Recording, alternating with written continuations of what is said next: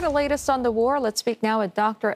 Palazzo, adjunct professor with the University of New South Wales, and he's joining us this morning from Canberra. Thank you very much for your time, Professor. Let's start with your take on the recent burst of diplomacy that we are seeing from the Iranian foreign minister. Now, his trip to Pakistan, then Oman, back to Pakistan, and now we believe he is in Russia. What does it tell you about Tehran's strategy right now?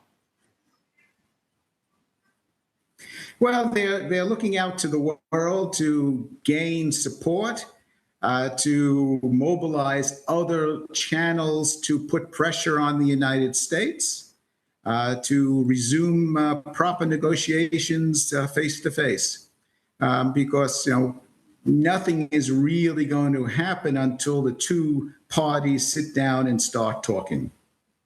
Professor, I do have to ask you whether or not these countries, these three countries, really have any influence over what President Trump decides to do. I mean, we were just hearing that Pakistan has dismantled, security measures in its high security zone. Oman, perhaps, maybe a mediator, but Russia? Well, it's not clear, first off, if anybody has any influence over what Trump thinks or does.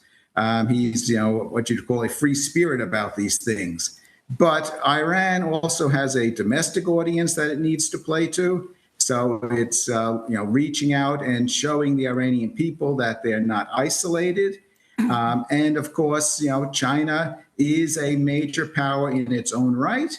And so it could possibly bring some, leverage indirectly on the United States. Iran is also demonstrating to the world that it has friends. It's not alone here. And this is, important posturing because a lot of diplomacy is in perception.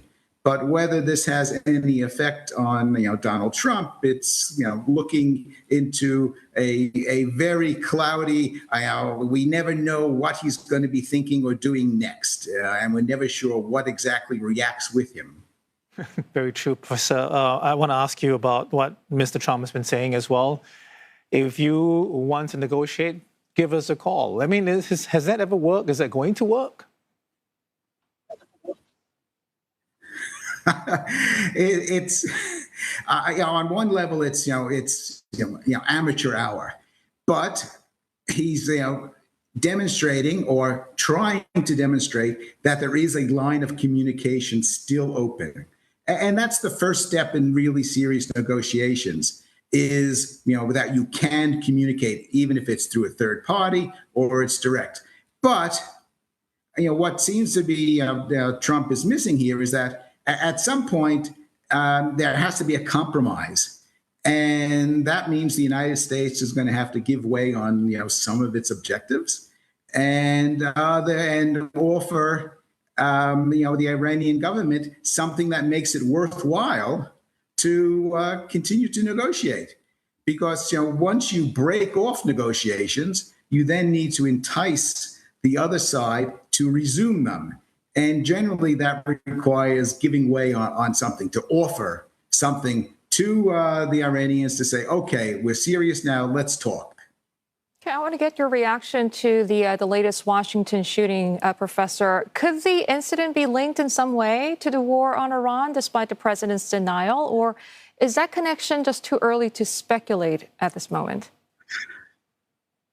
Well, I would think it's too early to speculate. Plus, Donald Trump and the personality that he is antagonizing, large sectors of the American population. His popularity is really down low into the low 30s. So there is a large part of the population that, disagree with him.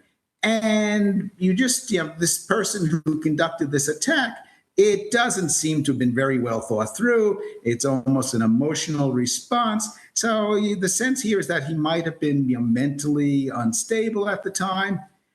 But Trump's unpopularity certainly makes violence a resort for some people who are really hurting to resort to violence to lash out. And then so this to me seems to be a purely domestic issue. And Professor, what do you make of the other front in this war, basically Israel and Lebanon? I mean, there's news of new attacks in southern Lebanon where there's supposed to be a ceasefire in place. We're also hearing that villages north of the Litani River are being seized at this point. Yeah. What do you think is happening there? Well, Israel is again theoretically, just attacking another third party, Hezbollah. This time, it attempted to eliminate Hamas. It's now displacing Hezbollah. Again, part of this is playing to the Israeli domestic audience, as Netanyahu has to keep his support secure with the hardliners within the Israeli government. And they've done this before. They've occupied southern Lebanon before, and before it was proved untenable, and eventually they withdrew. So they are inflicting a lot of hurt and a lot of pain, and killing innocent people in Lebanon. But at some point, Joe, when you repeat a failed policy, you have to wonder, okay, what is what's going on here? And I suspect it's really playing to the domestic audience. All right, Professor, thank you so much for being part of this conversation this morning. Albert Palazzo is adjunct professor at the University of New South Wales.